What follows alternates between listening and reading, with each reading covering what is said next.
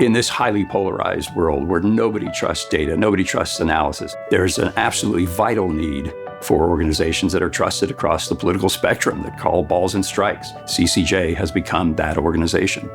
We enjoyed an era of détente for about 15 years, where the left and right were taking different routes, but there was agreement that with carefully crafted policies and programs, we could have both less crime and less incarceration. Then we hit the turmoil of 2020, and back the proverbial pendulum swung.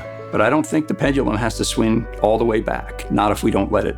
The Council on Criminal Justice has two major parts. We're a nonpartisan think tank. We are generating information, ideas, and data that describe what the trends are, what the research says, and we're an invitational membership organization. We're really building a network of the top experts, leaders, and innovators across ideologies, across sectors, across disciplines, and creating what we think of as a center of gravity for the field. But the core of what we do puts those two pieces together. We form task forces of our elected CCJ members and ask them to make findings and recommendations on particular problems. The fact that the council is bringing those people together from that wide disbursement across the country, as well as from the many disciplines within criminal justice, to have these conversations puts all of us ahead of the game.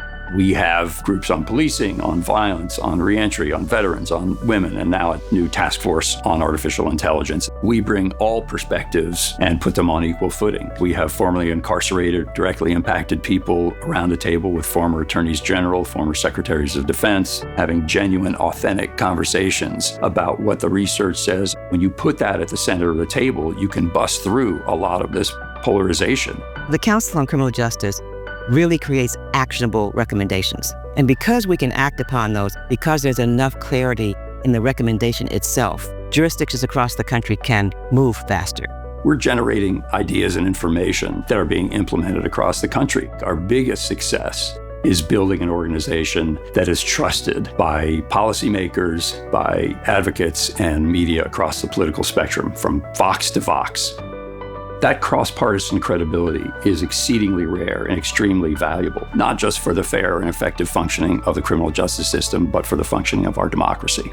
The number one charge of the Council on Criminal Justice is to bring the right people together and to make sure that the data, the information, and the facts are really what are driving criminal justice policy.